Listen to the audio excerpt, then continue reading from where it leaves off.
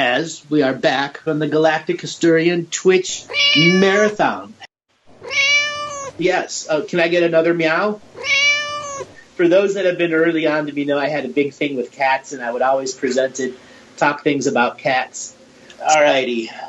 So we're going to answer a question from the chat room. We got a bunch of questions in here while we're waiting for everyone to come on. Alright, so the first one. Andrew, can you please share some wisdom regarding being on the fence? Being on the fence is a choice. That's the first thing. I find myself wondering often about the lines between zealotry and passion. You're stuck on being the fence, and that's why you're a zealot. I'm the zealot is staying on the fence and not choosing self-nurturing and being too soft, etc., etc. Feels like a mind trail into nowhere. You're a mind trail into nowhere because you become a zealot of sitting on the fence and not actually putting your toe more than your toe in the water. Just like Eric, the previous caller, you have to reach deep down into your inner person and say, I'm no longer a zealot of non-experience, and I'm allowing myself to experience something on the other side of the fence. Next question. Please talk more on the womb chakras, especially the main ones. Are they opening? Are the womb chakras and Sedona, collar springs, blah, blah, blah, blah, blah. The womb chakras are doing whatever they want to do. And until individual practitioners make individual first contact and earn the trust of the womb chakra, there's very little to say about it, other than that they exist and that people of sacred discipline must come from a sacred manner so they have access to those vortexes and portals, so they may begin to learn the specific guides and guardians that are bound to them about this trust of spirit, how to own physical power, how not to abuse other beings' journeys. For what you will learn from those womb chakras will radically change you and how this world works. So the next question. As someone who has recently awoken, why did hope die last year? Am I wrong to my perception that certain aspects of the global narrative are being backed into a difficult corner in the moment, and that might result in the Baghdad Bob moments? You've actually heard me enough to know I've used the Baghdad Bob quote quite a bit. And to answer your question is, why did hope die last year? In the year 2012, lit a fuse. In half a decade, who would still believe that 2012 was real? And that began the journey of those living on hope. And you can only live on hope for so long till it becomes toxic. And right at that 5-year mark, half a decade of such intense zealot belief that the aliens are coming and they're going to save us, the revaluation of the currency is going to come and all my dinars are going to pay me back, and I can be the millionaire doling out the money, GQing it. But that never came. That's the death of hope, that we're waiting for someone else to change the mess and soup of creation we're in. Each time it's happened before, the more they interfered, the least that they did made it worse for the greater collective of us and everything related to us. We are like a delicate chocolate souffle right now, and if you open the door too early, it will crush itself. Thus, why hope had to die, so that that chocolate souffle in its own alchemy has passed over to the point of becoming the perfect chocolate souffle, waiting for the chef to open the door at the exact right moment.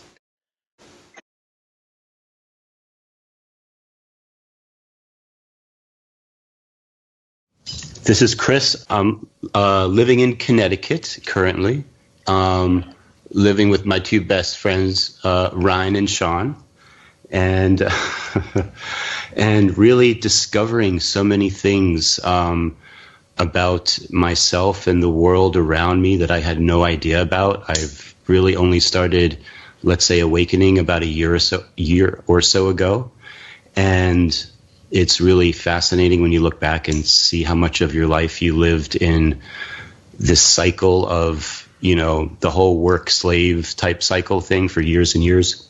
And then you start to awaken and you are totally like, you have your holy shit moment. Like, this is what this is what reality really is.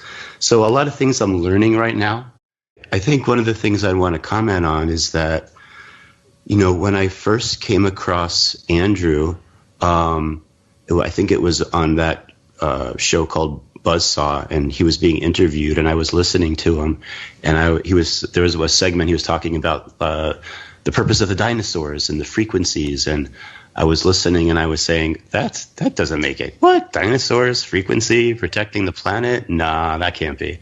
And then, I stopped listening. I went back and listened to it again because I'm like, wait, hold on. Maybe this all does make sense. And things really started to resonate with me in a way that I never saw coming. Never, ever saw coming at all. And I had a reading with Andrew, which was very just so enlightening. Some things I had to record it. And if anyone has a reading with Andrew, I would highly recommend, and I think Andrew actually requires it anyway, that you record it, because you'll listen to it the first time and you'll get a lot of information. But if you listen to it the sixth or seventh time, you're still getting more, how come I didn't hear that before? Or you connect more of the dots, or maybe you're ready to understand more.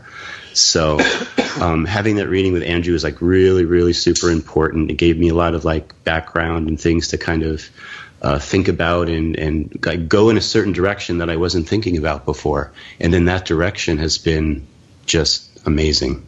It's led me to this point here. So, Ryan, are you there? Yeah, I'm here.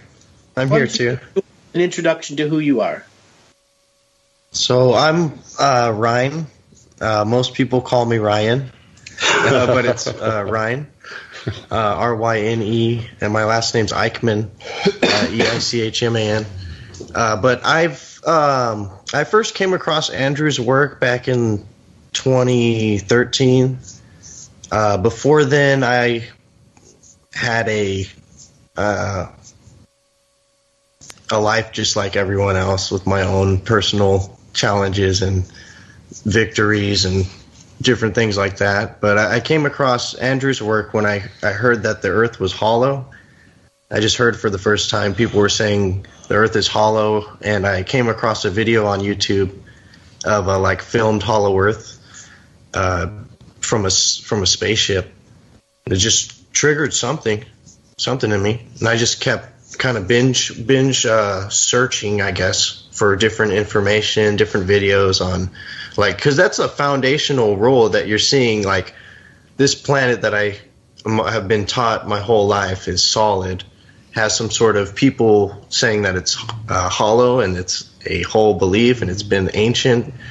And then I came across Andrew's videos. I think someone shared it on Facebook. And then it was the third one of your Lance White interview. Ever since I saw Andrew's work, it was kind of like a groundbreaking foundational rule was being pushed in different aspects of life. Because not only did he also speak about Hollow Earth, and it was in a sacred neutral point of view. Not only that, but I heard about the first time that the two words sacred and neutral had been put together and used in that fashion. But yeah, I'm just 28 years old, and I'm here as a healing presence as well, who's here to emanate your authentic self and your sovereign self through me doing it myself, and that's me giving my gift to every other being. Thank you. And Sean, you want to finish your introduction real quick? I am the bond, and try to be the glue that holds people together if I can, in a unifying world with many drama bubbles of reality. And I do that in the spiritual realm as well. And I'm a Reiki master. I read DNA skin suit technology and recording memory and light body and DNA memory and technology and abilities, and I tap into that. I am in an ever evolving process that keeps learning from new perspectives, and I am trying to expand in many different skill sets at once from all different versions of myself that I'm doing commerce with. And I am liking to bring that to the world in many different ways of commerce and exchange amplification with unifying with other healers and multidimensional beings in different bubbles of reality and perspectives that are uniting each other. That was a mouthful. That is the infamous 007 Sean Bond, who is cracking, and it has to learn to stop cracking magnets on live radio. You're right.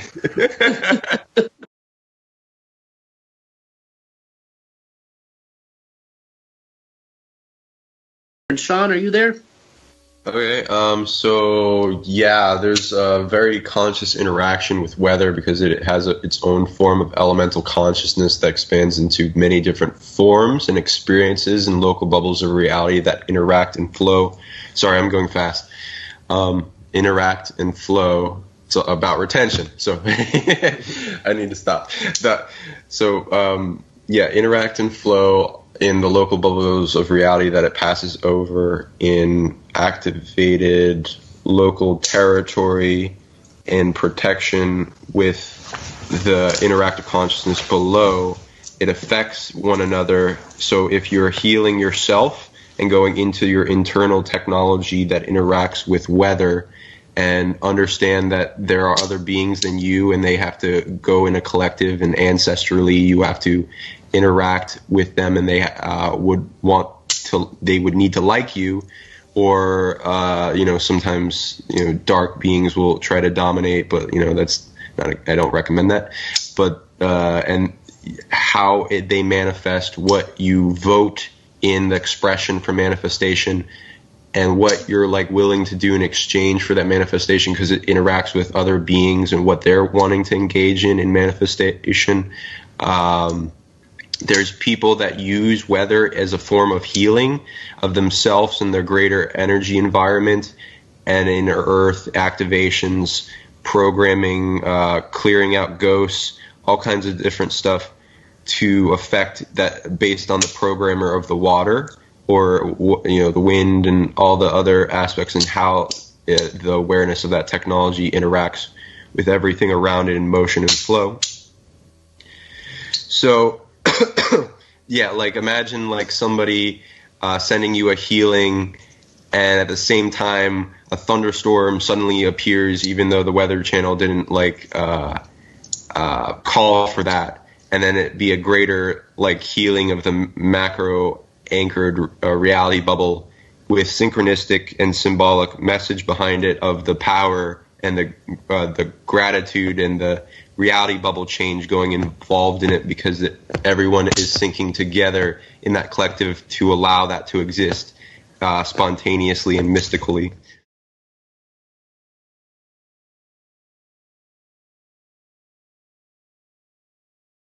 Arg, me matey. Pirates, multidimensional spirits, and getting some of the greater frequencies that need to be understood with them. So a pirate, a ship captain, a person on that multidimensional journey to finding out what the greatest of awareness is, that the grand journey of being on the open ocean that has this infinite life force within it that will manifest as food. You could spend days and months out there learning how to gather water in the sails, to literally have that your floating bubble of reality. That was the ultimate pinnacle of an expression during the great age of spiritual and esoteric exploration. For the great world of exploration, the time of esoteric journeyers was long before the machines were created that made cars and airplanes. It is this aspect of fullness, of freedom, that is something has been made by wood and nails. Something that during that era of time everyone learned intimately and implicitly, because that is what they built from for centuries upon centuries, ingrained into their DNA, so they could build a ship that could house them and hundreds of others on a journey. Some of them locked into the profiteering aspect, and others Whatever cargo they carried is what manifested the abundance for the greater learning. It is the pirates that reached in to the great esoteric knowledge base and put a wrench in the plans of great change to this world. It is also the pirates that did great harm to this world by becoming mercenaries of knowledge and wisdom, doling out knowledge and wisdom to those who would do great harm with it. Or it was the hierarchy that passed this knowledge to pirates. This knowledge that's being passed to us in our modern day, we are the digital pirates in the digital world. But we are not robbing individuals and burning ships. We're changing perspective on the horizon of consciousness. That's what we're manifesting now. So this pirates conversation had an iteration that started from a private conversation. I think it was last year, Sean? Yes. Aho, me matey, yoho. The multidimensional pirate aspect of our reality and the interactive mystery school of observation of spiritual entanglement with versions of ourselves that have existed as pirates. As well, I have interacted in that experience backwards and forwards in time and sometimes simultaneously, depending on the extent of how these pirates have advanced in their awareness of the occult, spiritual technology, land interaction achievements, and remote viewing, teleportation, ship, vessel, magic, alchemy, lots of different subject matters and life extension technology that goes in alignment with Earth or out of alignment, or their own factions, many different types based on mostly a lot of moral relativism, but, pirates. There's this one line that I refer back to because it was a moment I got Sean to go holy shit and wow at the same time. And it was about time-traveling wooden pirate ships that were floating in space defending Earth. Sean, remember that line? Oh, absolutely. It's soft-disclosed in many different formats, too. Yeah, it's what opened the greater conversation that pirates, as esoteric practitioners, they would take a crew, exit a bubble of reality, mentally break the crew down through a hierarchical system and re-imprint to them that the captain was the hierarchical order, had esoteric knowledge, and would share esoteric knowledge with different members of the ship to improve and imprint their local bubble of reality that was in an ocean of consciousness, not a sea that was materialism and consumerism, and could channel the energies of the water through the spiritual mechanics of the ship. The very spine of the ship was built in such a way, and rituals were done with it, that different generations and eras of personalities had their ashes and their bones bonded with the spine of the ship so it could become an esoteric machine. So there wasn't one crew on the ship. There were hundreds or thousands that the esoteric captain pirate practitioner was in charge of. You could call those ghosts or undead, but in most of the factions, these were people that knew they were going to die and were offering service as a fetish. So the ship became a fetish or housing of hundreds of souls who wanted to experience the ocean of awareness through the act of a pirate captain, who was not just there to hunt down innocents. They were truly after the treasure that was being owned by the bad guys. Okay? During those eras of pirates, no one was a good guy. Everyone slaughtered the innocent. Everyone slaughtered the innocent. And there were those pirates who were highly esoterically practiced practitioners that could learn how money was traded between these global governments that were all entangled through the marriage of kingship, and that there were corporations behind the corporations that owned everything. They knew all that. And they were the ones that were trying to disrupt the creation of the grander system. That's why they were there. To take esoteric practitioners on the open ocean without the limitations to be able to change and alter realities at will. And there were not 1, 2, 3, there were hundreds of thousands of them during that era. Because that was the epitome of being a wizard or a sorcerer, was being on a ship. Because you were no longer bound by the land's ancestry. You were part of the ocean of awareness that was the ocean. And a whole different reality ancestral reaction to of what you can and cannot do. That is why so many people are drawn to the ocean. Because you all have been a captain or a slave on a ship tens of thousands of times. You've all had horses under your butts that have taken you across vast territories. Ancient of our history. Horses go on boats. Boats go to other worlds yet seen. Horse gets off boat with man. There's magic and alchemy there. Now back to the pirates. When they were raiding the great treasures, here's an example. The Templars were backstabbed by the French, and they were semi-lost to history. They just changed names to the Order of Christ after the the Friday the 13th massacre. They just literally changed names. And there was a great Templar treasure that was coming from India, and it was stolen by a pirate. And this was a cross that was called the Fiery Eye of God. It was a cross that was like 300 pounds of solid gold encrusted in diamonds and gems. Okay?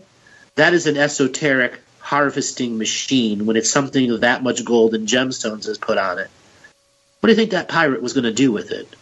Melt it down? Or use it? Noting it's never been found since that ship was sunk. Esoteric machines. That's ultimately what the pirates were creating, that have a belief engine system that drove forward the hologram of the boat. And the first thing that the practitioners learned was how to control the wind and the tide, how to become balanced with it and innately knowing it in such a way that they could teach those that were aboard the ship to have an innate sense of what the sea was speaking to them. So they could glide on that ocean of awareness and teleport from ocean to ocean, sea to sea, at will, based off their awareness of where they were, latitudinal and longitudinal, knowing that there are portals that interconnect on ley lines deep out in the open oceans. And if proper rituals are done, you can open those through your sails, which were but towers of wood going into the sky that amplified the magic they were creating. And then the reality for the people on the boat, when they teleported, they didn't feel anything. They went from ocean to ocean.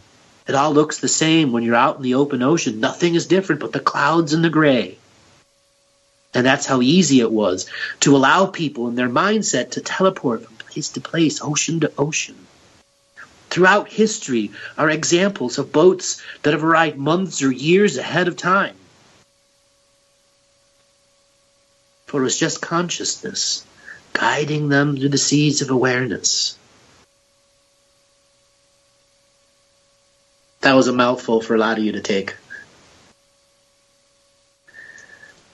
So let's each of you ask a hard, esoteric pirate question. You know, even if it's a little bit of a fear-pointy one, because sometimes there's information in the way these practitioners did things in the ancient times that can help unravel people's dreams they had of being on ships or this or that. And there are ways that we as individual question askers can become teachers to those that don't even know to ask a question yet. I have a question. Could you consider Vikings pirates? Absolutely. What's the definition of a pirate? Seafaring lawyers. their own law, following their own law. in a way, or their bounty that they're paid to do something for, following that. They have their own. And if your view doesn't... always trying to find the booty. Whether someone... Sometimes the booties has legs, and other times it has, a chest door. Hey, if I asked you a question about something I saw in my records, could you expand on it? Sure. So I saw myself in my records one time as what I believe to be a Viking. I was wearing at least the people around me, they were tall. They were wearing almost like black fur. They weren't wearing the traditional, Viking helmets or anything like that. But I got to feel it was Vikings, and something was happening. They were all lined up, and I was talking to them, and I felt like something threatening was going to happen. And they said something funny, and then the person in charge, let's say the captain, whoever it was, started laughing, and then they all started laughing. So I'm like, I just got the feeling I saved my ass with a joke somehow. But does that sound like anything that you could see? Yes. So that is actually a very common happenstance for right on the verge of somebody pulling a sword out and killing you because life was worthless. And you gave enough spark back that they decided your life was worth enough because you just told that joke. And why did you see it? It was an understanding that you are not in an era of of worthless times where life was worthless, that your joke did make a difference to the greater you. For if you had been killed, you wouldn't have gone on and finished that life and be the person you are hundreds of years later. Fascinating. And why you saw it in your record reveal. Yes, interesting the things that you get shown in your record review. Like they seem to be sometimes apparently random, but obviously not. Challenge me unlike I ever have before. All gloves are off. All perspective gloves are off. Okay. Can I go? Yeah, I got a question too. You can go first, Sean. So I thought of a cool idea to unite the communities of Twitch. Pirate games are up and coming as people realize it. We might as well do a multidimensional pirate show continuation series because there's so much material to go into, honestly, and we can make it super fun. The new game that came out is Sea of Thieves, and there's quite a few other ones that are like ship related, and we'll start bringing Assassin's Creed Black Flag. There's other ones that go into bringing forth a resonance of a remembrance of pirates, an interaction of people that want to heal that in their DNA, as well as connect to the super technology of a possible past existing or current existing version of themselves. That for example, if someone were to find out that they were in a spirit tree collective that connects to a being that's a very famous pirate that may have become on an immortal path, even if the culture describes him as dying. There's other things but going on sometimes. So if somebody found out they were connected to that, they have a chess move of a bleed over sometimes already existing, depending on what they're contracted to do that lifetime. It's 12-12 here, by the way. Because that could either be an already neutral, being healed version of themselves in an ever expanding evolution of whatever they're choosing. So you might have a chess move in healing yourself that expands into healing them, and if they're in a negative pirate state, you can bring them out of that too, just by healing yourself with an intensity where it starts to increase their sovereignty. If they slow down a second. That's a mouthful of a question and a statement. So let me synopsize your 3-minute question there. So you're saying, can we use video games such as pirate video games for people to go and do and explore what it is, and as an innocent kid playing a game, and use our marathon shows while people are playing the game to teach to them how to experience being a pirate so they can use that in themselves to clear their past, present, or future selves who are still entangled with that karma? Yes, and then bring that into whatever we would perceive as a adjustment in union and communion with their higher self and their observable paths of greater forms of evolution in preferably uniting with Earth? Yes, we can. It is just choosing the right pirate game. So a few years ago, I actually did the Pirates of the Caribbean online game, the free trial for 2 weeks. And it wasn't that bad. The graphics were okay. And I played some other ones that are out there. I'd have to find the one with the right storylines. But yes, there are many teachings that can be done through the medium of a video game, where people practicing the video game and understanding what the storyline's saying as its meta teachings, even though the creator of the video game didn't realize, they're using aspects of the global narrative to teach things, stuff about pirates. And then if we see the line between the lines that there is an esoteric, a lot of times these video games have magics and spells and all these other things already intertwined within them. And then you get an experience, yes, through the medium of the internet in a video game, in which you can teach yourself some greater esoteric concepts of self-protection, self-reliance, courage. Do I go into the battle game, and when you finish the game, do you not take on the charge and polarity of who you fought against? All sorts of wonderful things can be applied there. And maybe that's something we can do as a cyclical marathon. There are a variety of games that have some deep, deep revelations with them in them that are full-on soft disclosure too, that can be great teaching apparatuses or apparati. Yeah.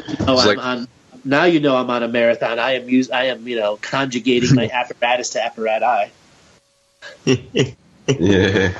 It's good to be in a marathon of something that you enjoy and flow and everything be synchronistic and everyone working together and as a crew. Like on a ship. Maybe we'll invade World of Warcraft as a massive listening audience one day. We'll all make characters in one city and just go terrorize.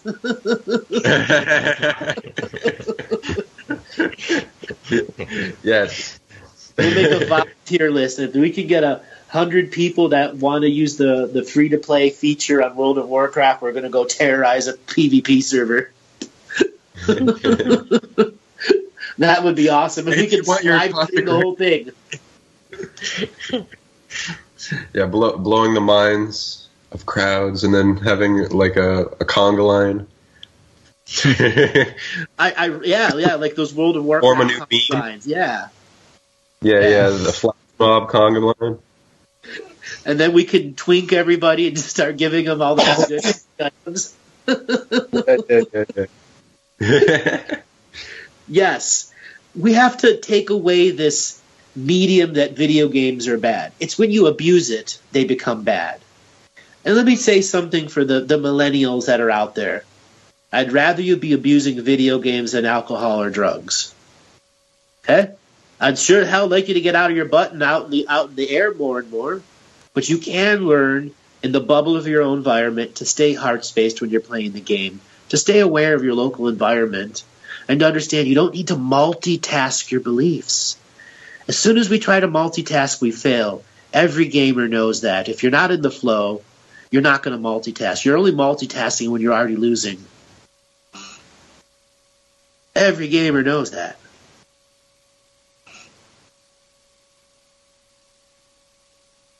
We could also do an invasion of Madden NFL. That's one of their. Somebody sent me a Skype message for that. Have our own tournament. There are video games out there that have some humongously powerful storylines. So, let's go deep. So, Sean, did I answer your question fully? I'll try to remember. Yeah, we could get really piratey with it, and then people ask us questions, and sometimes it could be pirate related, or it could just be like, Okay, I'll ask this real quick, and then I'll go back to being. Oh, I'll do it in a piratey accent. That'd be fun. And then, and then it could be really entertaining and fun and heart activating for the audience too. And you could go into concepts of relatable qualities that expand upon the multidimensional technology. That when you go inward, it seems like a video game in the excitement realm of creational force and thing more at your disposal than what is handed to us in our perceptions based on our society imprinting limitations, and then start treating it like a game that brings it into interest but not into polarity. That makes the exciting world around you even more exciting, and learn how to heal yourself while seeing greater aspects of the world around you, and get feedback back and forth between your interaction, what you do in effect of healing yourself and versions of yourself. Or if you were to do a mystery school interaction concept with like these other versions of yourself where they have a better life and even enter a greater relationship with Earth, to where she has agendas she wants to manifest and greater healings, and she sees healed pirates as a greater way of achieving those goals in the interaction of the territories of the seas and island chains and things that aren't easily accessible to every local bubble of reality unless it's approved, as well as portaling and time travel.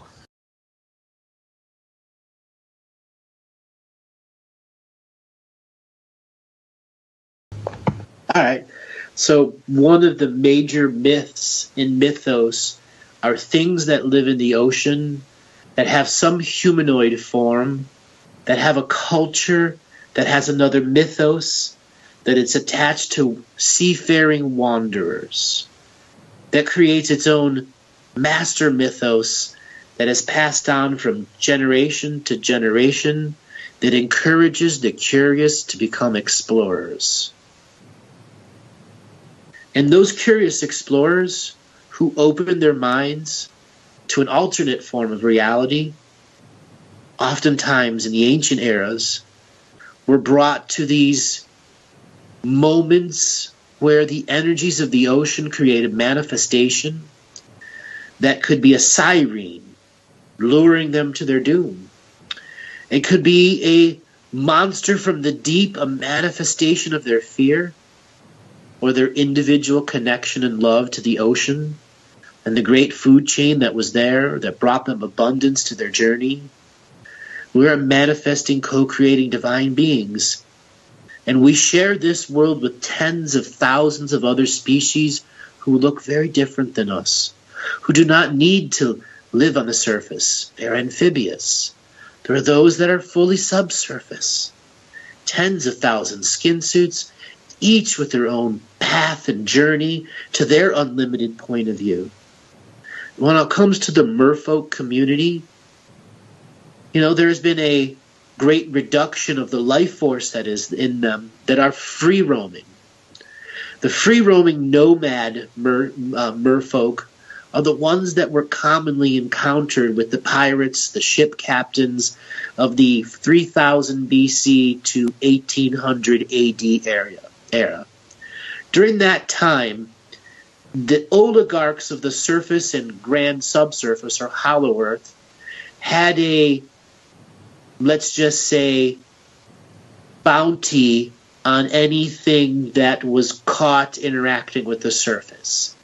So there remained this offensive force that imprinted upon the subsurface communities. If you begin to change the global narrative, we're going to go and kill you en masse, and you do not have the technology or the esoteric power to stop us. You may have numbers, and you may distort the timeline for a short period, but we are masters of time. Now, the mermaids that have survived history through the pirates' tales are the ones that have been missed because the system had a grander plan of suppression.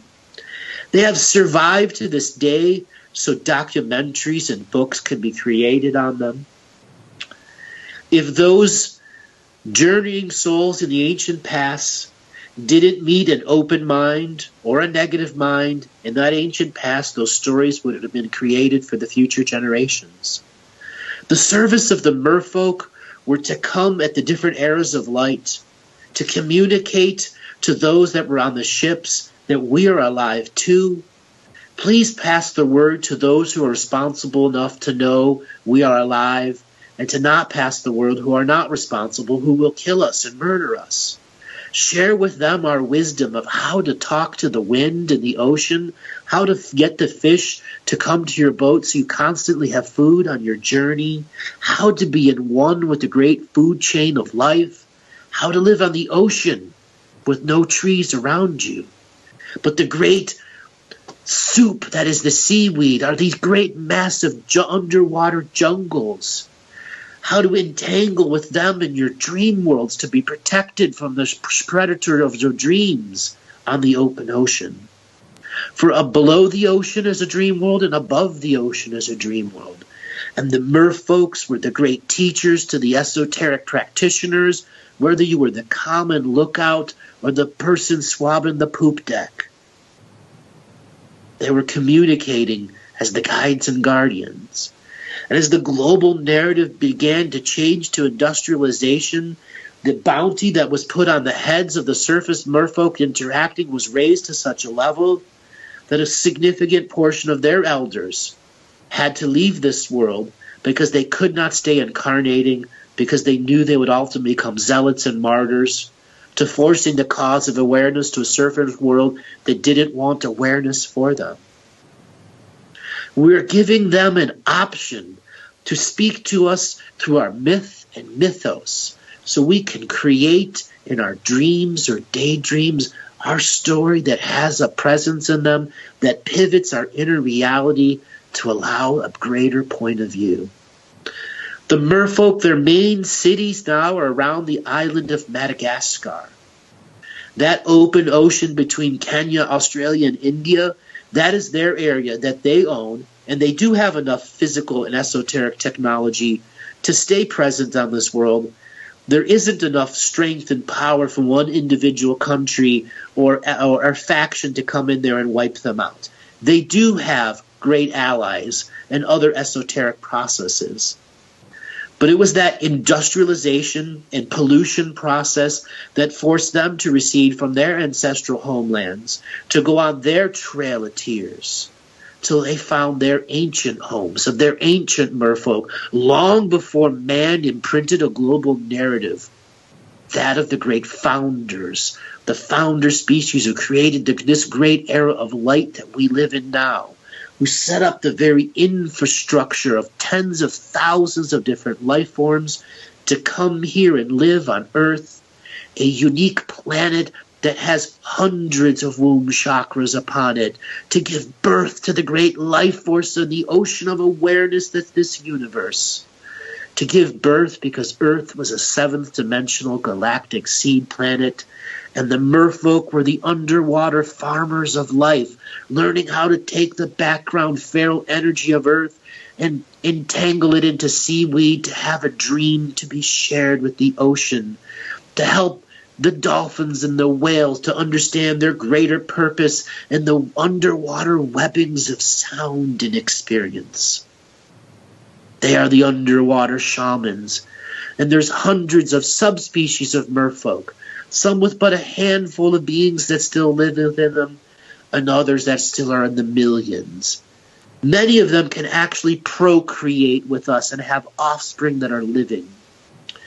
There's just been a movie that's come out called The Shape of Water.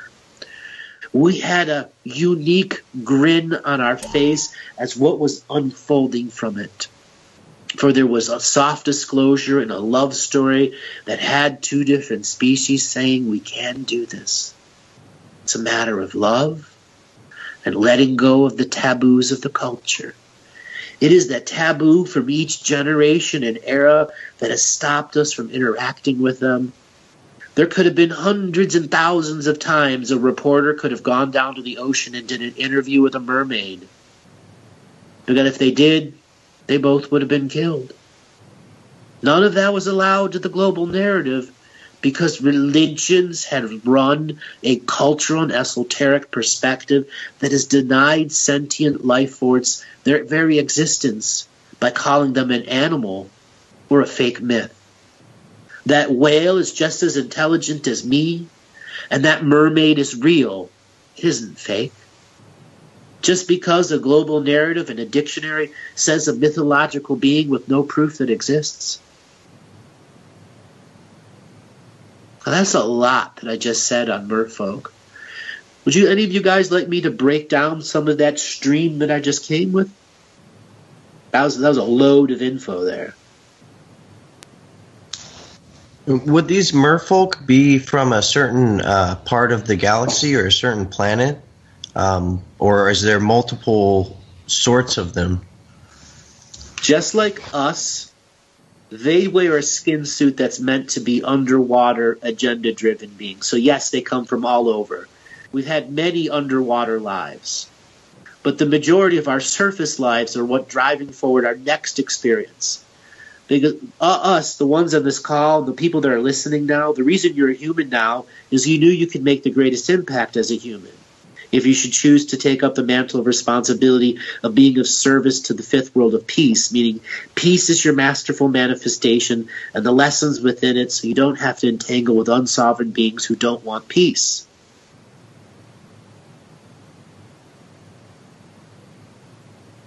Oh. Mm-hmm.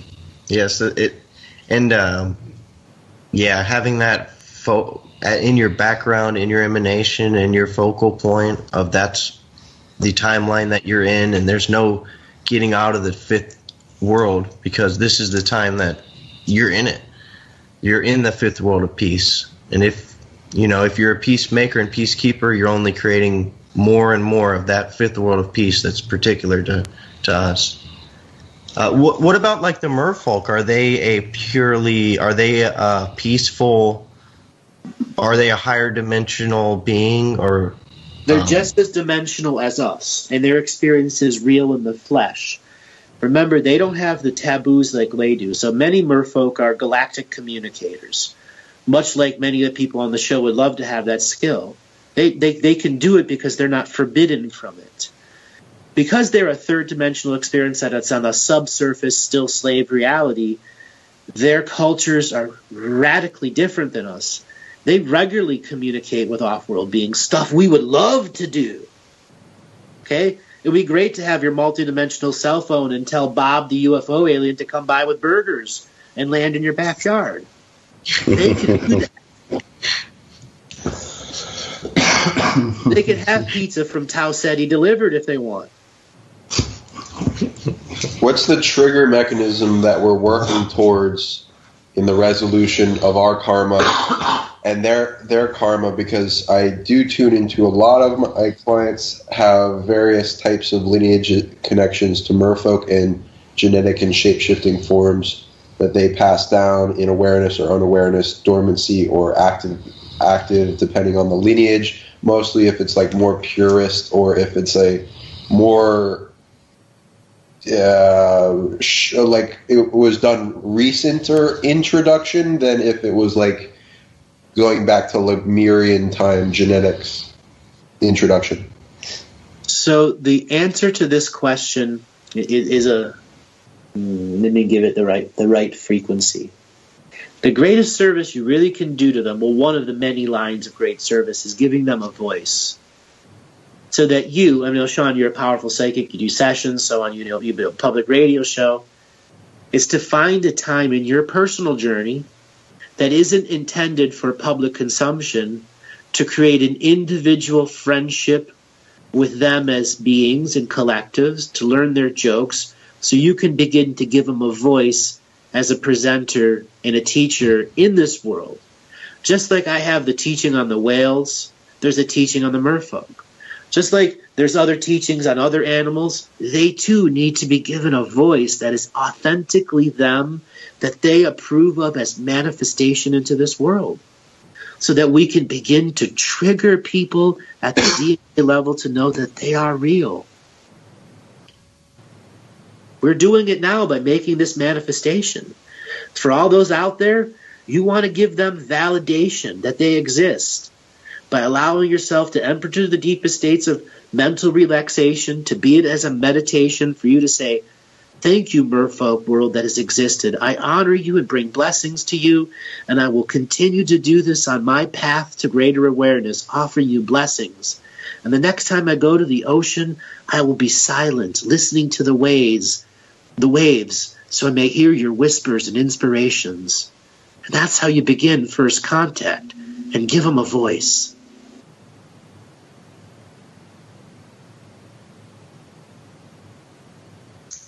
Wow, yeah. Yeah, thank you. Thank you for that. Yeah. The voice of the sirens.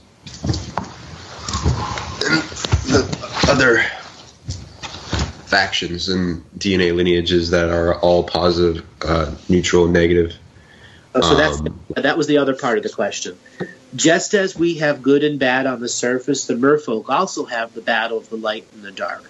But theirs is exasperated in a different way, because their species was hunted down as DNA aberrations. There were certain Merfolks that the global narrative wanted to be there because they were easily controlled. They could put etheric implants in them and other stuff. And then there were other ones who had a massive immunity to any negative time travel. You know, when they're trying to create alternate timelines in this world, they still have to be able to pitch and sail everyone's higher spirit to allow it to happen. And many of the Merfolk's potency was so strong that just a handful of Merfolk resisting the alternate timeline actually crashed the whole timeline itself.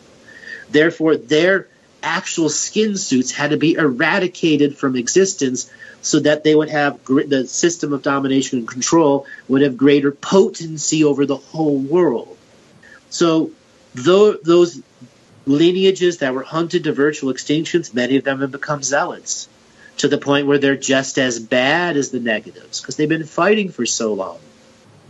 And then there are the ones who are the polar opposite, or they're the goody two-shoes light beings connecting to everything but will not interfere with the thing.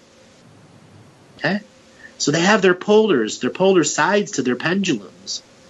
And then there are the middle ground ones, the ones that know they must come to the surface but are still afraid, that are reaching out to the boaters of the ocean and giving blessings, prayers, and whispers, and connecting the young children through dreams.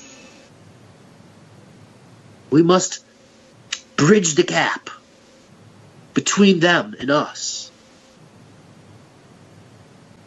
I have been wanting to teach this tidal magic ceremonial course for the longest of time. Water is programmable.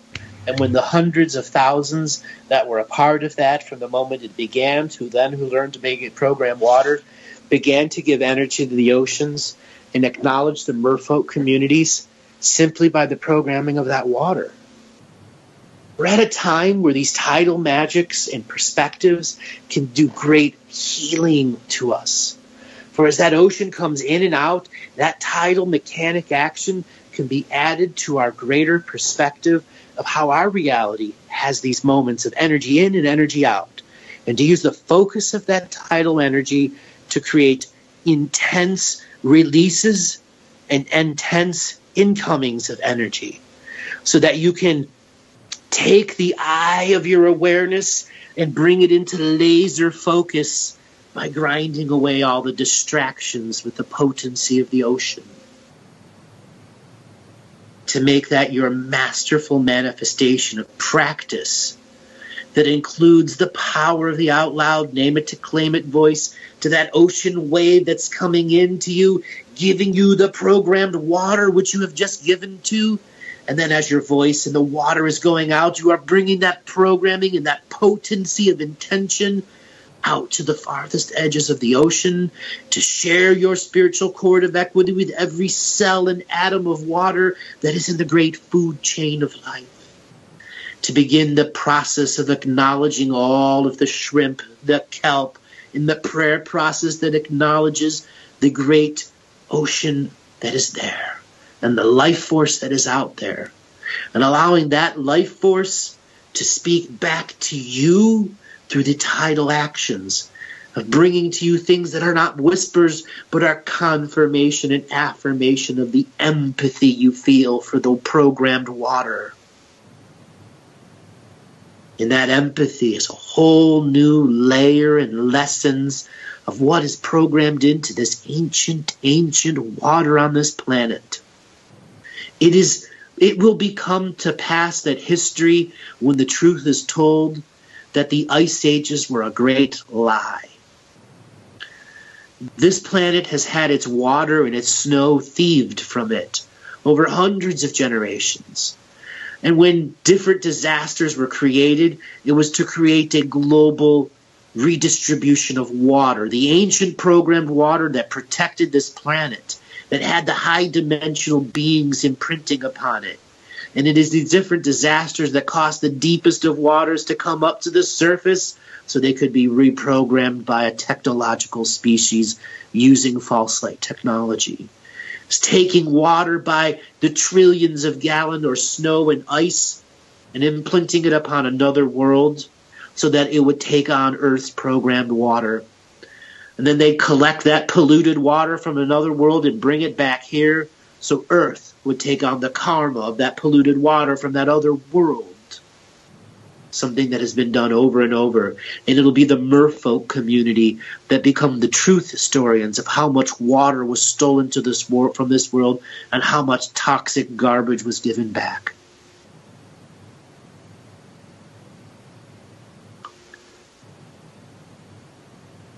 That was a mouthful. I'm in the flow.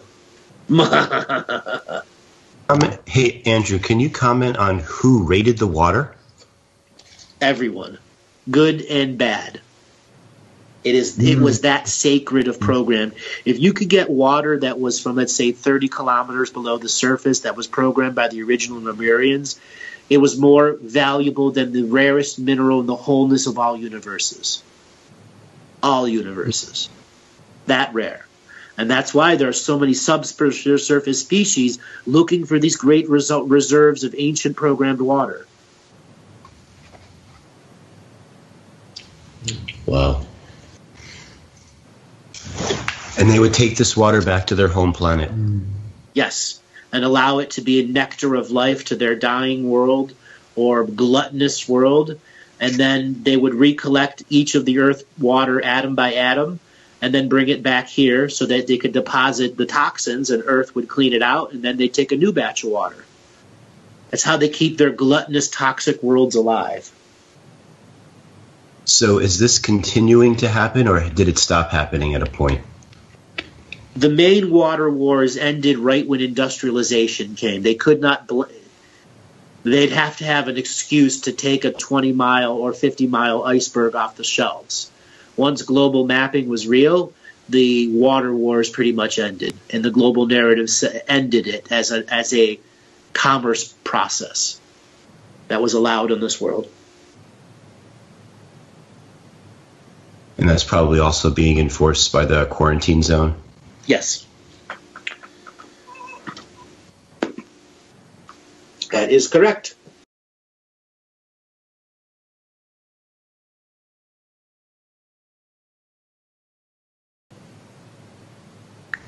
What's still creating the resistance is the asleep people no longer allowing themselves to believe that they can be awake.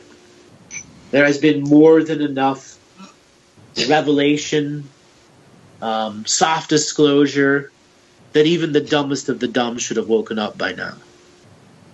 But it's not about evaluating of them as dumb anymore. They're just not ready to be awakened beings.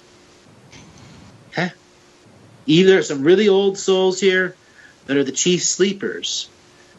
And because they're still sleeping, those soul families that are attached to them in hierarchical order also won't wake up.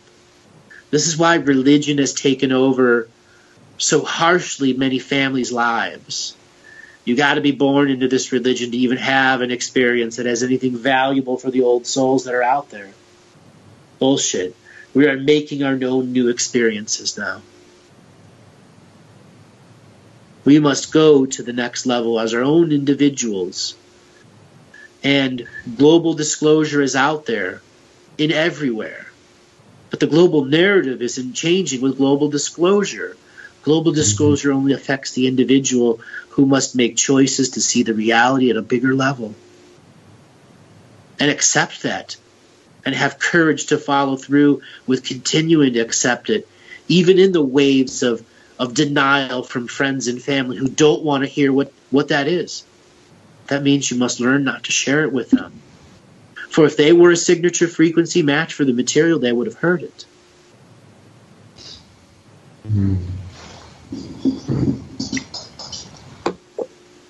And it seems like the global disclosure would mean global narrative disclosure, because that's all what the people are talking about. They would have to do global narrative disclosure, and they're not going to just openly do that. Right. Was there a global narrative before the system of domination and control was established here on Earth? Say that again? Was there a global narrative in existence? Did a global narrative exist before there was a system of domination and control here on Earth?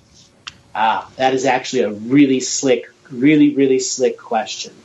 The global narrative as we know it today was created at the dawn of industrialization, when they had to have a set of facts and science stick, so electromagnetic belief engines would actually override belief of faith.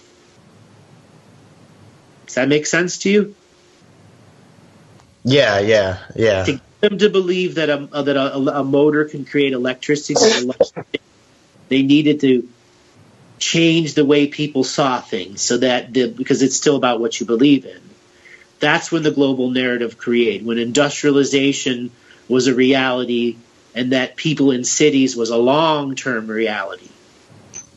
So you had slave labor forces that would be forced to build the industrial stuff, and that slave generation after generation is what empowered the belief engine system that science was more powerful than faith. And that was the only thing being peddled.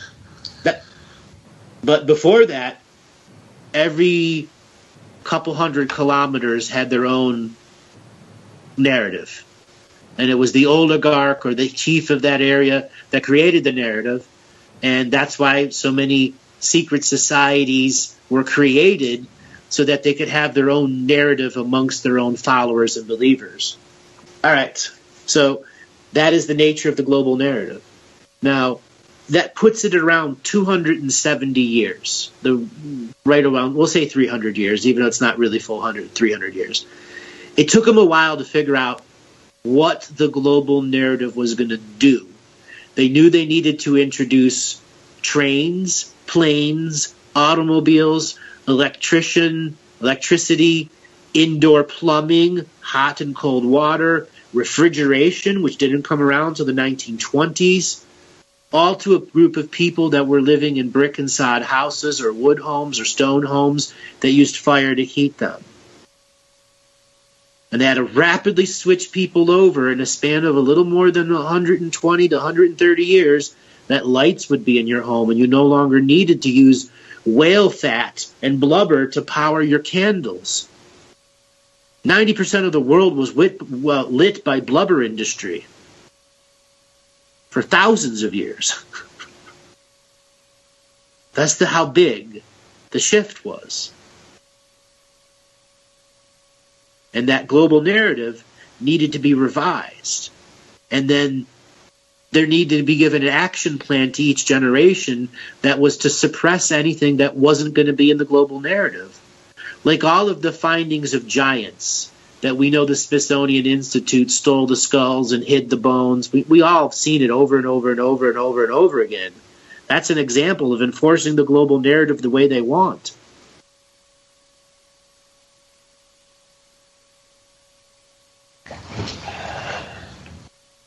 Yeah. And people can still rely on hope that global narrative is going to be disclosed, but again, that goes back into how that hope has died. Yes. As far as hope for outcomes that you don't control. It's become toxic. Yeah. Totally toxic. So, what to do with the global narrative? You got to realize that it's really an illusion. And as long as you're battling the global narrative, you've already lost your way into teaching. It's the individuals that will make the global narrative irrelevant to themselves. Brian, just as you found the teachings you learned that through contract revocation, you had to make certain things irrelevant to your greater reality. But it's that nagging global narrative that just doesn't want to go away. Right. And then when it goes away, and then it's not fully out, maybe a year later it'll start growing again. Just like when you deweed a yard, the weeds will come out if you don't get that full root. That's right. That's exactly right. So how do we deal with the global narrative? Make it irrelevant to your greater process. Truly make it irrelevant. See, the desire to change the global narrative is the last part of the zealot rebel in us that wants to forcibly awaken everyone, even for the ones that aren't ready. So if you're battling the global narrative and go, why hasn't it changed? Why aren't the aliens here? Because they're not. And they're not going to be until you individually make that global narrative irrelevant to your greater growth. We can't force people to have an experience they're not ready for. And the off-world good beings that are out there, they're being the good beings by not interfering. Because they interfered before, when times were way worse than what they are now. And it bit them in the ass over and over again. And the universe told them, don't interfere, you'll only make it worse. But they were such good beings at that time of hell that was this world, they did stand up and say, I'm going to make myself present and known. And what did the system of domination and control do? You took all that stuff and made this construct of a global narrative that we're all doing punching bag duty with every day. Giving it our energy. And as soon as we punch in, we all punch into the punching bag. Fist fighting a sandstorm. Yeah. Exactly. You may get some good hits on those few grains of sand. They may remember you for all eternity, but the whole storm doesn't give a shit.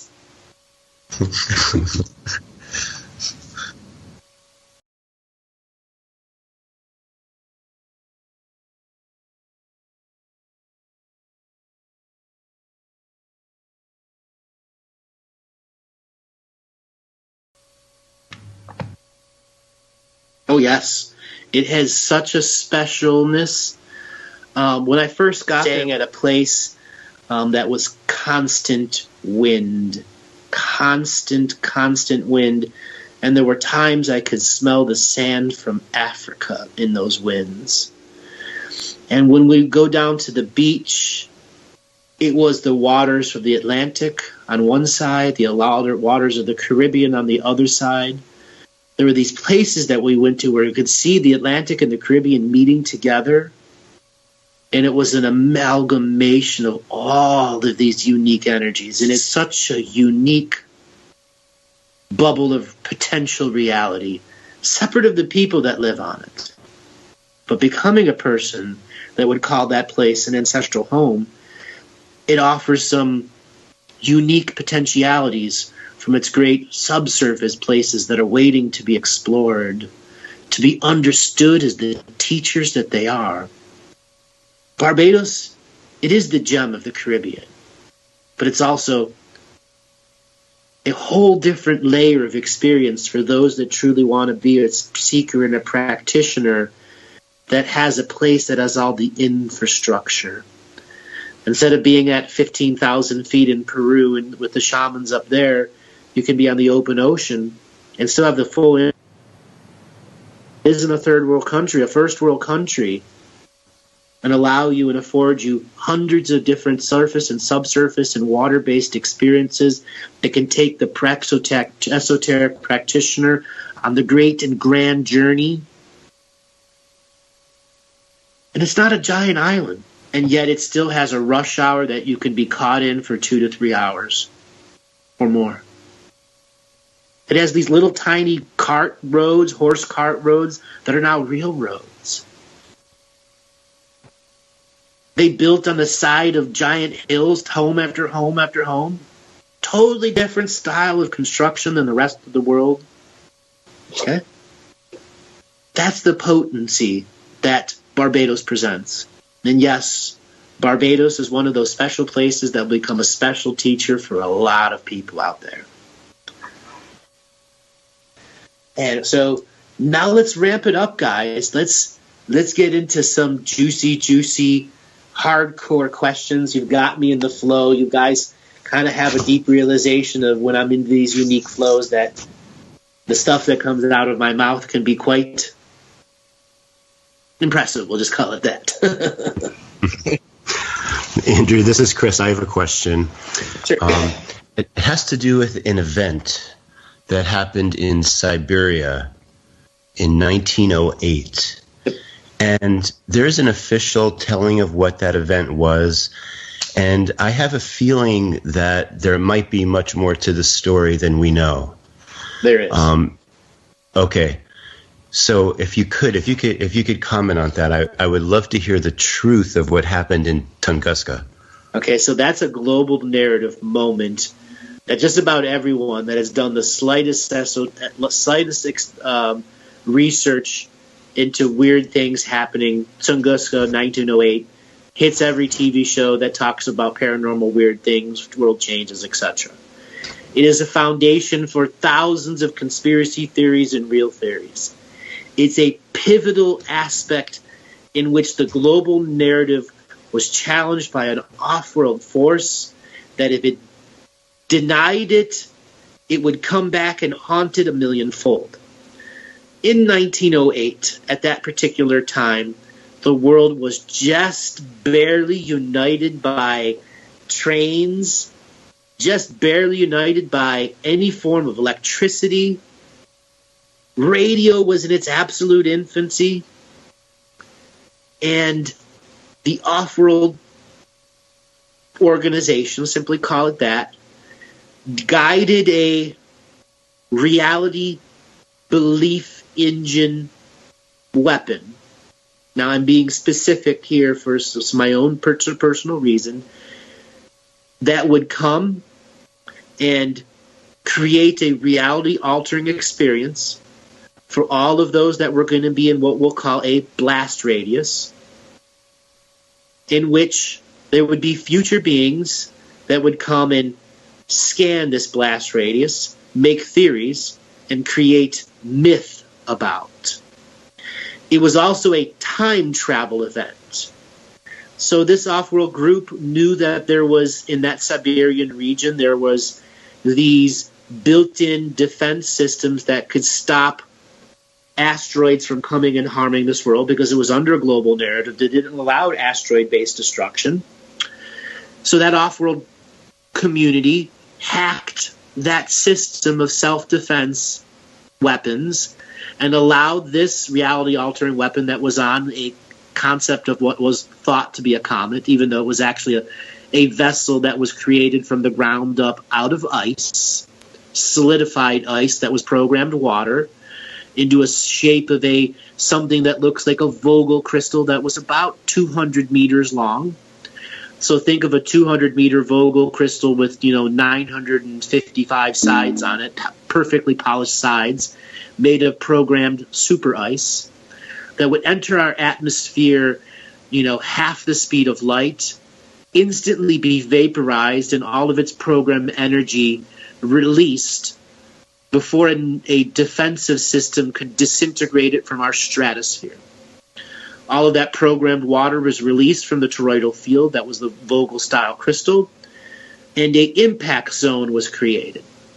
That impact zone is actually a vortex in which these other off-world beings, who were part of that community that was trying to hijack the global narrative, was able to import tens of trillions of its, now let me refine that, tens of millions of its society members into its very own astral world that was separate of the archonic grid here.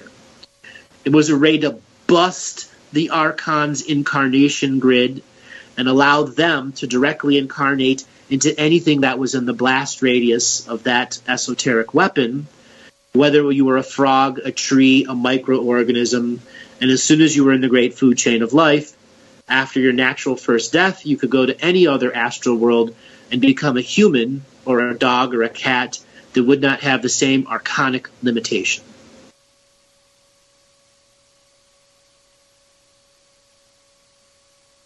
Wow. You Wow. know, I've never been asked about Tunguska my entire time of doing radio. That's interesting, because part of me was going to say, you probably answered this question at least one other time before. No, honestly, I've just was, as I was relating the question, I'm like, I've never been asked about Tunguska. No, never asked it. Noise. It may have come up in personal conversations, but never public on a radio. No. So can you go one step beyond and say, so they beat the Archons, correct? It worked. Yeah, it was your first thing first. That group was not a good guy, not at all. It was something that was trying to put a black eye in all the other bad guys and factions that were out there and say, I'm the new guy on the block. I just busted your system. When in fact what it did, it showed the Archons that they had many holes in their system and how to shore it up. But it still put in rebels who ultimately became a part of Resistance Free Earth. We'll just put it that way. It ultimately acted on everyone that was a part of it. Okay. Interesting. So many of these beings have already incarnated as humans since 1908. And then they've got incarnated into the Babylonian money magic system and got screwed up by everyone else because they didn't truly understand how entangled the internals of our system were. It's a forced manifestation weapon, and it's still using forced manifestation weapons. They didn't understand the implications that it was on the people going through the forced incarnation. What's the status right now of the forced incarnation grid? Oh, it's still there and thriving. It's got a lot of belief energy behind it. Okay? Let me break it down like it's hot. The majority of the top 5 religions, everything that if you're being born in it, you're generally forced into it. Why are you forced in it? Because the souls you want to have experiences, that's what they're choosing to believe in. And we can't judge it. That's their choice. All we can do is release our own inner judgments of why they don't want to see the bigger point of view. And allow them the time to have their nurturing of their own inner faith and what consciousness really is, and not dictated to them. So there have been other times where things like Tunguska have happened and it just wasn't reported. You got to realize why Tunguska was reported. Why is it a part of the global narrative? Why? Fear porn, right? Bingo. It was those beings at the time who realized that this great tragic thing that cracked the archonic grid, I can use as fear porn in the future. We're only 3 generations from that time. 3 generations.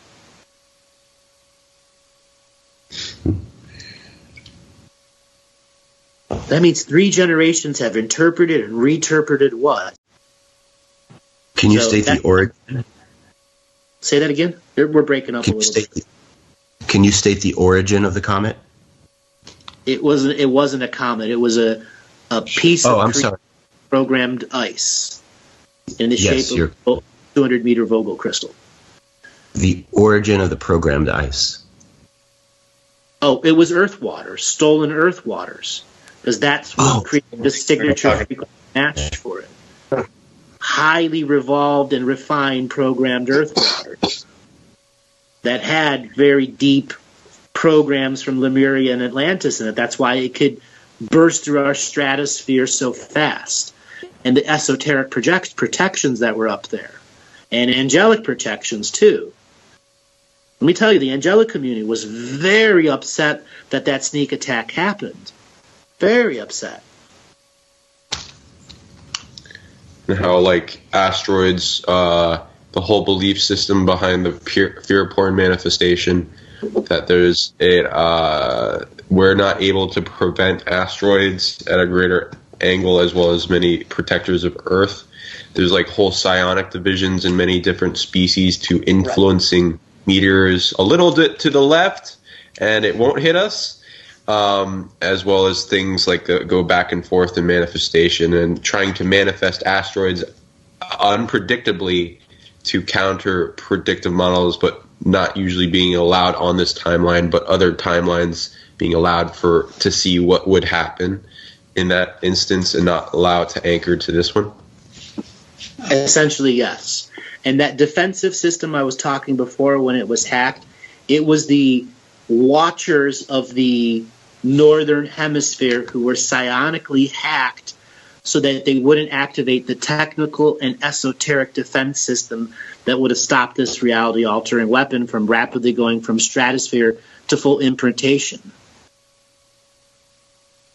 If you like go back to like science videos that are perpetuated mainstream-wise, they'll like go into all the different reasons you should be afraid of space. And Tunguska is one of those fundamental fear porn things they can use over and over again. Exactly. So let me add another layer or twist to this. Now, I'd said earlier there were other experiences that were reported on the global narrative level. So we've talked about hurricanes before. There was a hurricane that occurred. We talked about this when we were doing the research for the hurricane shows. And if you haven't heard those, the Age of Weather, I advise you to go to the YouTube channel and watch that 4 or 5 part series. So there was a hurricane that went through the Gulf of Mexico, went up the Mississippi River, went over the Great Lakes, and it went from hurricane to tropical storm over the Mississippi, and then gained back to hurricane force over the Great Lakes, and then it went south all the way to the Appalachian areas right around Tallahassee in Florida, went back out into the Atlantic Ocean, came back to being a Category 4 storm, went over New York and back over Lake Ontario, regained into Category 3 status, then went out over the ocean and became a hurricane again and hit London and Paris. Okay? Contemplate a hurricane that reformed a hurricane 6 times. Jeez. When did this happen? 1919 or 1917. It actually has happened 3 separate times. Whoa. Are there little middle fingers that Earth gives to the systems in like, this will really shake up their perception on like what I can do? This was the tug of war battle to maintain global narrative. Multiple societies were doing rituals, as well as subsurface societies, earth-based societies. They were all in a tug of war, and ultimately it did make an impact into the global narrative. But we don't see it because it's hidden by all these other little things. Hurricanes and earthquakes and volcanoes are the only things that really can change the global narrative, as well as asteroids falling from the sky. That's how limited and hard it is to change that global narrative. So when you have master weather practitioners from dozens of societies, surface and subsurface and off-world, they're all trying to take charge of one little storm. And there are others and others that I could go into. Other Earth-based changing events, some that are more recent. So there are times that we get this footage from the Netherlands, the northern territories in Europe, that see these spirals in the sky or see the unique sun formations. Those too are global narrative changing. They're beginning to seep in through our social media engines, showing us that the Sky Nation will speak to us. That is the next layer to the fifth world of peace. It's making the sky speak to us in a different way so that the global narrative becomes irrelevant. And it won't be asteroids destroying this world. It'll be beautiful auroras during midday that science can't explain. It won't be apocalypto. It'll be revealing of the greater, infinite divine beings that we are.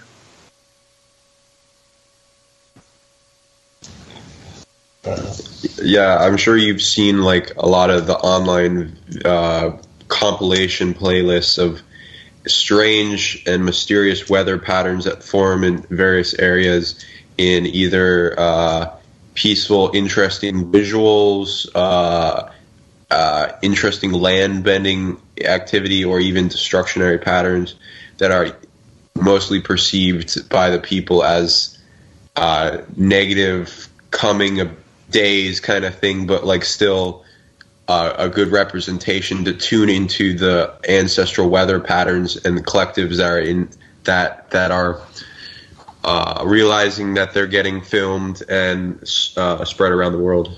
Yep, that's how we'll break the global narrative. Through your cell phone, video cameras, capturing moments, because photography really is no more than 160 years old. 4 generations instead of 3. That's how young photography is.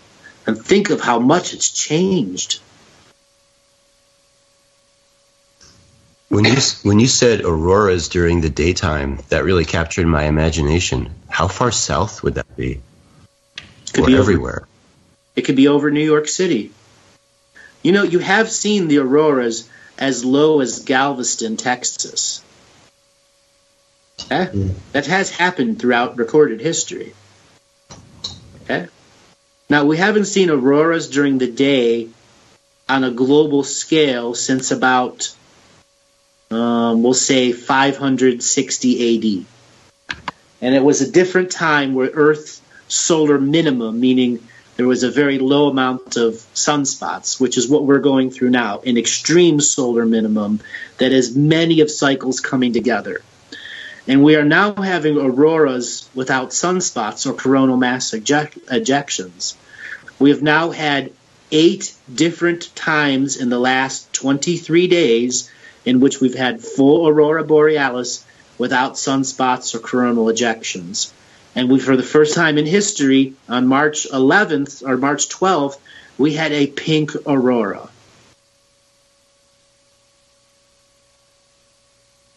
What does the pink aurora signify in wisdom in teaching to those that choose to become oracles of the aurora borealis or the australis borealis? The new expansion of Earth and galactic-based love coming into a masterful manifestation from our celestial mind to imprint a love frequency with so much intensity that it will break down the esoteric negative programmings with raw love.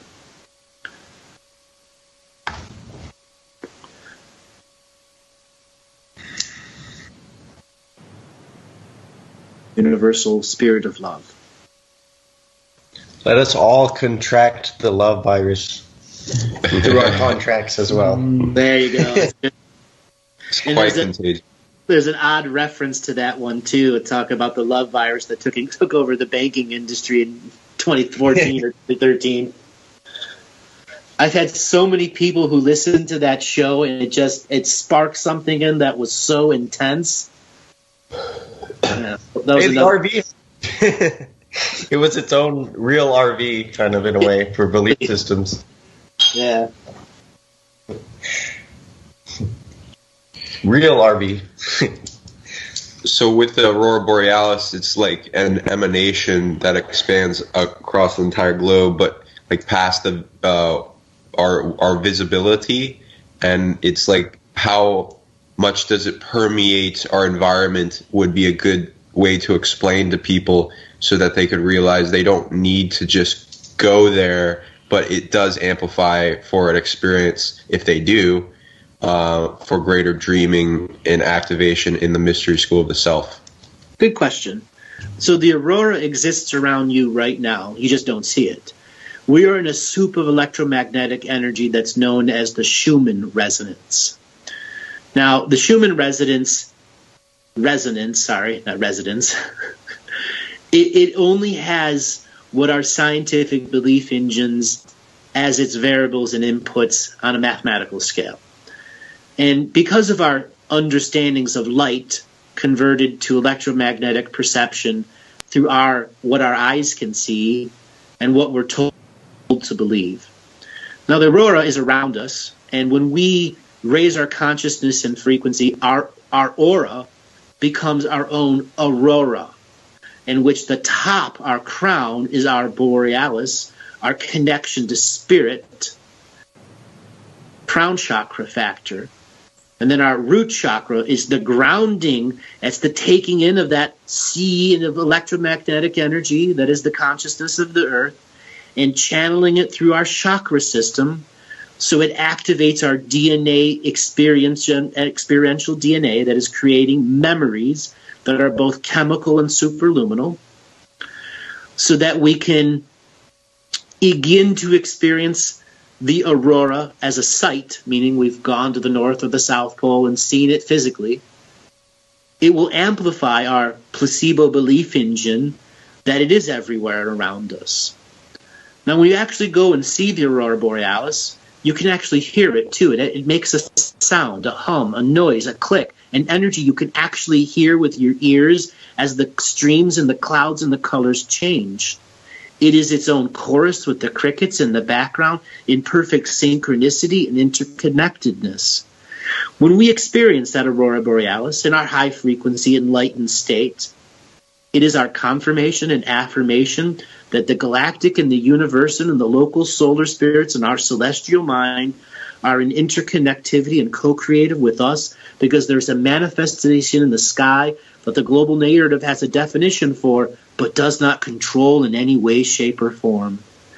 It is something else we can begin to empower in such a way that our consciousness says, "O great earth and great stars, solar nations, come to us with your rays of invisible light," so we can make masterful manifestations of colors in the sky to help us dissolve this global narrative that says it isn't real.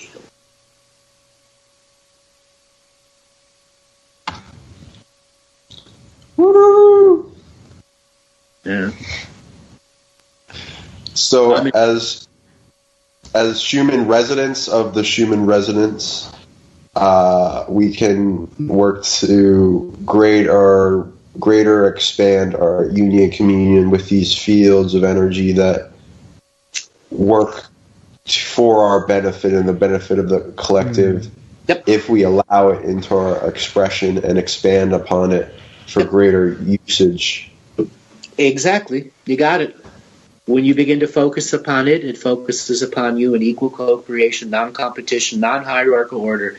It's not there to step on your journey. It's there to expand your journey. And all you have to do is have the discipline enough to make the experience of it sacred, so it has a lasting memory in you, so you can continue to co-create with it through your own belief engine system. So it's no longer just passive placebo, but true faith of yourself behind it, as an interconnected spirit.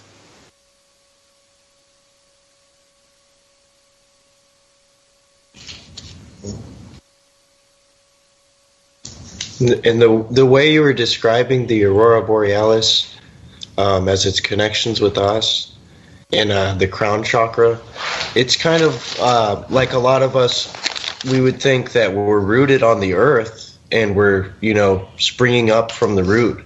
But in a way, we're also rooting the earth, like by pulling this energy within to the root chakra, or through our whole systems, pulling it in. As well as, sending it out, and that would be complete, like what Sean was saying, being the Schumann resonance of the Schumann resonance, sending it out and also receiving it, and you're amplifying yourself by doing that natural emanating of self, or natural connection to the nature of the planet. beautiful. Ooh, and also like when we become our self-cobbler, Schumann. I had one of my bad jokes.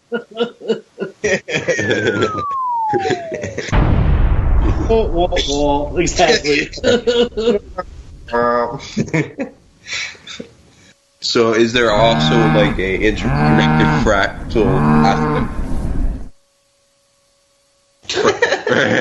fractal aspect of the Schumann resonance and the aurora borealis going up and down space between atoms, realms, elements, cells, organs, body, galaxy. Hold on a second. Think of it as the fabric of the hologram that we believe in. And we simply bring color and pattern to the fabric of the hologram. And it's the Earth that is creating the actual fabric or the dream weave that becomes the hologram. So the Schumann resonance, when we work with that, we're working with the very fabric of reality, the dream weave itself. We're bypassing all middlemen, and middle mythoses that say myths and mythoses that say you can't be connected to the celestial mind. The Schumann resonance is the fabric of reality, which is the essence of this planet. And every planet has its own Schumann resonance, which is significantly different than every other world. It is the heartbeat of that planet, which connects us and interconnects us. So even the hollow Earth realms have aurora borealises. Yeah, that's what I meant. Yay, confirmation. Yeah. So, because they're using the fabric of Earth? Dreaming mind. And Earth is offering that energy as service so they can become creators within it. Are there planets that do not have a Schumann resonance? Yes. A natural one. So there are planet ships that I've talked about before that have technology that imitate a Schumann resonance, because skin suits oftentimes need that to make true community soul family based relations, because that's how they do it. So some are simulated. Then there are other ones that they actually celestial minds who have been planets dozens of times, and they had big populations. They went off to the stars. The planet died. And they're like, well, I need something else to do. And they come into these new planet ships, and then they use the technological apparatus to create a organic, true, authentic field, a Schumann field, yes. So they're all different kinds, fake ones, real ones, but yes, there are planets that technically don't have a Schumann resonance. But if they don't have a Schumann, basically it's just an empty shell waiting for a new spirit to come in. But there still can be fundamentals of life and spiritual contracts on these hollow worlds with no celestial Schumann resonance, because there's still a Schumann resonance above that celestial. That's the solar system itself. The star is creating a Schumann resonance that has a massive field, okay, more than the size of the solar system. And then your star cluster, meaning bunches of stars that have incarnating life on it, become another master Schumann resonance. And then you go up to the galactic background Schumann resonance, and then the universal signature of magnetic frequency too. Different layers to it. So with the Schumann resonance rising, all the solar activity, us crossing the galactic plane, what exactly is happening?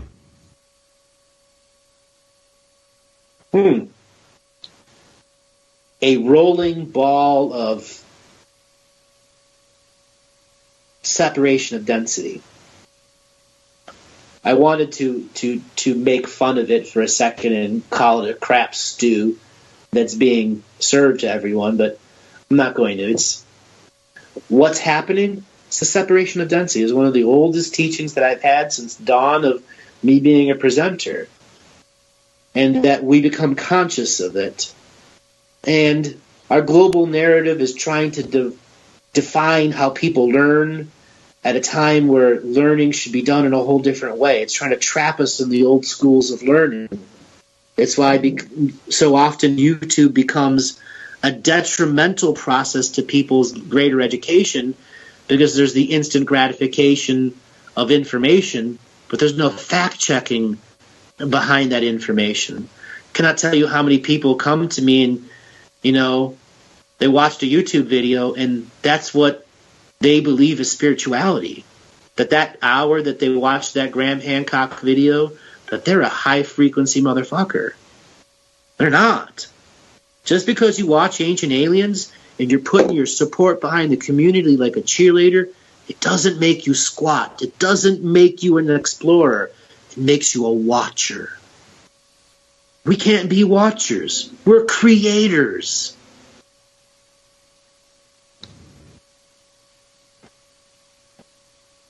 Have you heard about you pro? So like how they would send people into space, and if the ships didn't have a resonant frequency of like Schumann, they would start losing their memory and would go insane. Yep, that's exactly why they developed pulse electromagnetic field therapy, something that I featured at the last event. Without that background signature frequency that you were, even before you were born, are experiencing, you need that to make sure the DNA engine is constantly activating your internal mitochondria. Your mitochondria see that background electromagnetic energy as the timing belt of how to fire their energy systems up.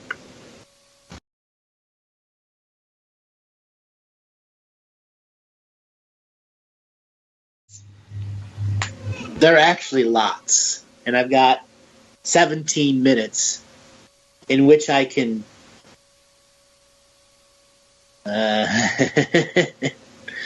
shake the potential of the global narrative softly, or I can take this moment for the hardcores that have lasted through this 5-hour marathon to give you a raw diamond that will need to be polished with the razor of your awareness. The amount of information that has come out in these last 4 hours and 47 minutes, there are some people that are new to the information that it could take 3 to 4 years for them to understand just the first 45 minutes of the show. And there are others that have been on the path of spirituality, such as the one caller who's had the martial arts experience, or Eric, somebody who's been a follower for a long time. You all can choose to go out and have masterful experiences like those callers. You can all engage your sacred genius at any moment to understand the most depths of conversations. You are at a time you all need to learn to reject how you've learned before, and to engage your sacred genius with the true innocent of inner child that's inside you. It's your legacy and birthright. It is this culture and global narrative that has fractured and fractionalized our perception, compartmentalized our emotions. Get out there and wonder again. Get out there and dream again. And for those that have understood these messages, and you guys, we're down to the people that have hung out the last 5 hours here, don't be zealots and martyrs. If you've been on the path for a long time, engage and re-engage your self-discernment. Today, am I a zealot? Am I a martyr in any of my subject matters? Learn how forgiveness is a vital part of us. Love is the red blood in our arteries going forth, and forgiveness is our blue veins moving our blood. We are esoteric belief engines that have many thousands of versions of us behind us, but it is the you of the now that makes a difference. What our ancestors of the past did needs to be learned, but does not need to be re-experienced as the only way. So for you guys that have stuck it out to this last handful of minutes, there are some parts of this show that I should say you should go back to listen to. When I do these marathons, I get to these unique, flowy moments. Having you guys here has been a treat from the highest layers of my soul. Robert, my producer in the background, I want to thank you from every dimension, time stream, galaxy, and universe. You all have no idea of what his unseen world is dealing with all our powerful psychics on this air right now.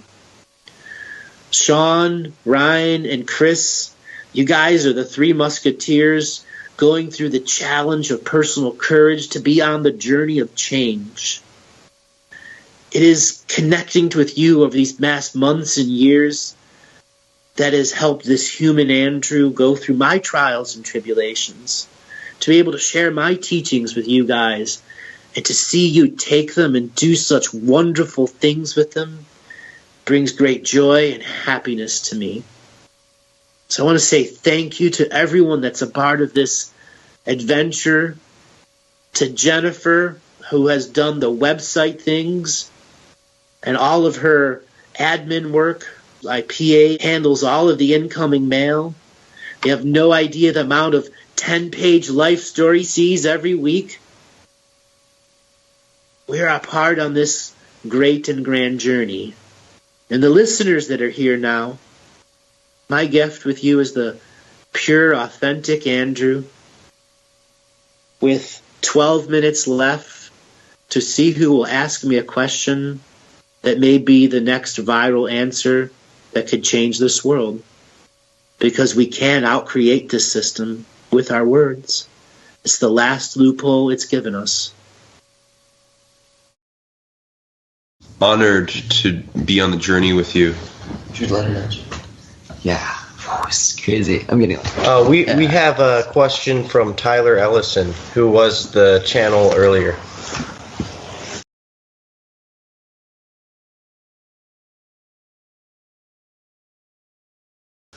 So we're at a point where esoteric practitioners have given tools to a global population who unfortunately are trying to use these tools to imprint something in the global narrative that is still stepping on the individual's journey by forcing a change in the global narrative. The global narrative is a curse, just like the Babylonian money magic system. So there are really only a handful of authentic ways that we can create interconnected communities. And it starts with heart-spaced awareness teachings. Now, one of those things that's on the horizon of new experiences, ecstatic dances. If they can be managed correctly, something viral can be carried out of them. The old-fashioned flash mobs. It'll still be the thespians who are impassioned with change that can imprint, hey, let's look at this a little different. I just saw an incredible performance out of nowhere. It'll be the tools already in communities that are used with the proper strategy and the presentation of the powerful teachings that already exist that will have the greatest chance of creating internal change within people that encourages them to make the global narrative irrelevant to their belief system.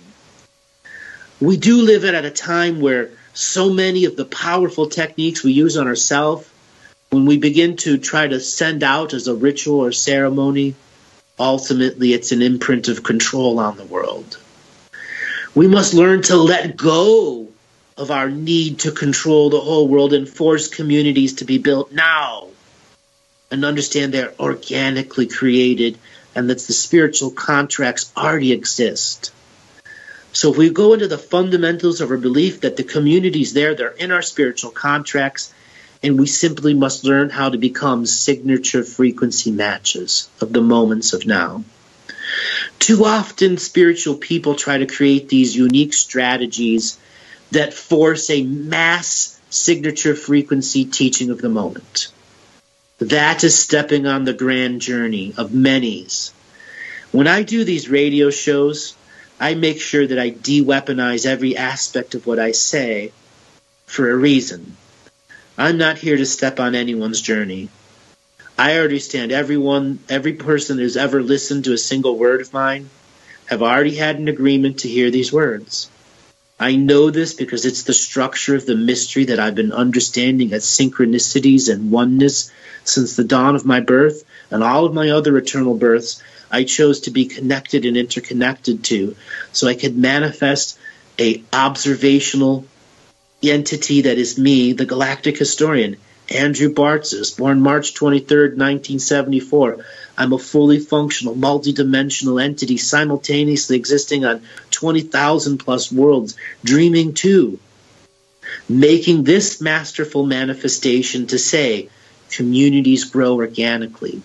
And the tools are already in your hands and in your heart, and it's learning how to share the forging of that heart space awareness so brothers and sisters come together and the great band of peace warriors, peacekeepers and peacemakers, teaching us of the great power of unity now through the understandings of how to live in the now without shame, blame, or guilt, driving you into obsession, depression, or regression, to let go of the cultural taboos that tell us the mystical is bad and the devil that is this and that.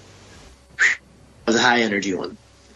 Yeah, that was very beautiful. Definitely. That was great. It's awesome. Do you want to talk at all about the connectiveness to Earth's heart and how we can go more in depth to the interaction mystery school of the self connecting to the mystery school of Earth and our heartbeat in meditative thought for individuals setting on their path to go inward? It's called the heartbeat of Earth Mother. It's one of the very ancient Native American teachings, and it goes to every indigenous culture that's out there. It is the twin heartbeat that you hear as the fetus in the mother's womb. Before you had ears and arms and hands, when you were just but 50, 60 separated cells, your consciousness was able to hear your own heartbeat as a fetus and your mother's heartbeat. That is where the connection to Earth Mother begins.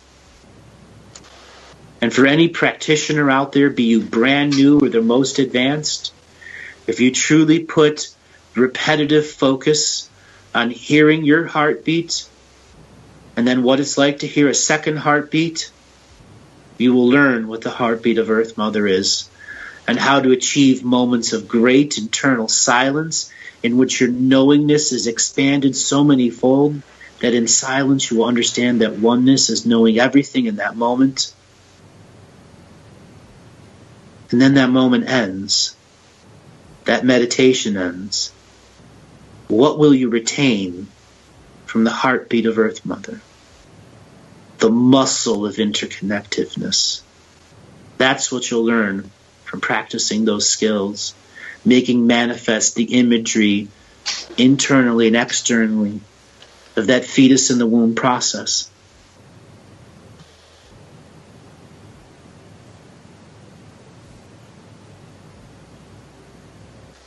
Well, we have 2 minutes left. I want to thank everyone that's been on the show, everyone that's in the background. This has been special for me. I've been really wanting to do one of these off-the-cuff marathons and gloves off for a while. Sometimes we, as teachers, we find ourselves having to repeat the basics so much to the masses out there that we don't get to explore the other side that gives us great joy and happiness. There's been so many conversation pieces here in this show that are going to be made into clips over and over and over again for a variety of reasons, because they're going to be great teachers. And when I get to experience this energy of interconnectedness with the skill set that I've had and manifested over these many years, it's a great reminder to me of that hard work has paid off in such a way that I can truly enjoy these moments of sharing what I've experienced through my life force, my life process, And at times, those that have listened a while, you'll hear me say that I really can only go into 6.25% of the Akashic Records, and the rest there isn't language for. Well, today I created language for stuff I didn't really think I could create language for. And it is the individual variable of each person that has come to this show as a guest or external through the different sources of watching. You are each a part of this. And it was the synchronicities of all of us together in those individual moments that those words could flow without restriction or limitation. So thank you, everyone. It's an honor to have done this marathon. Yeah, thank you so much. Yeah, thank you so much, Andrew. We're honored to be everyone. working. We're honored to be working with you guys. The wonderful experience for all. Thank you, guys. So To the Twitch! Twitch TV, we're on your biatches. So everyone, AndrewBartzis.com, and if you haven't signed up for the newsletter, go on and sign up for the newsletter. And for those of you who are on the fence of getting the online course, here's your poke in the side. Are you going to do something sacred this year, or are you going to wait another year? All right, everyone, this has been our fabulous 5-hour marathon. Thanks a lot, everyone. Have a wonderful night. Cool. Thank you. Good night, love. Get some sleep.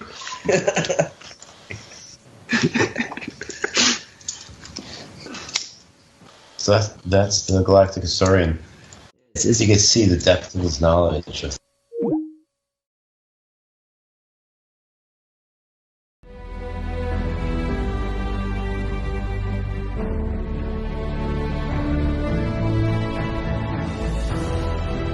Each different bubble of reality is true. A galactic historian is a person that looks at all the lines of dramatic karma. Nudge, nudge. It's the Holy Grail. Improvise. Mysterious. It's counter psychic intelligence. Why is DNA farming of this star cluster so important? Because we do manifest our reality. We do create our reality.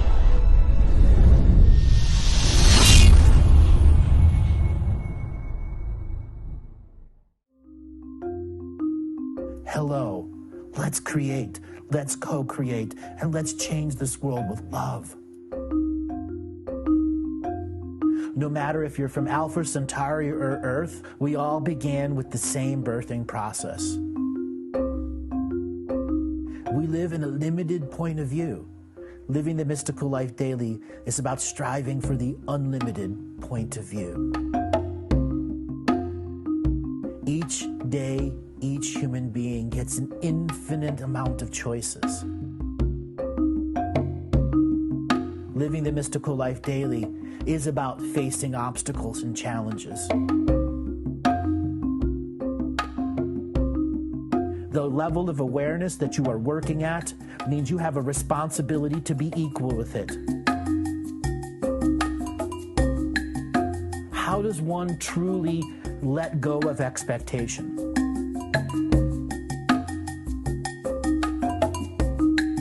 You can make the moment that you wake up to the moment you go to sleep sacred. The keys to success: choice, choice, choice, and choice.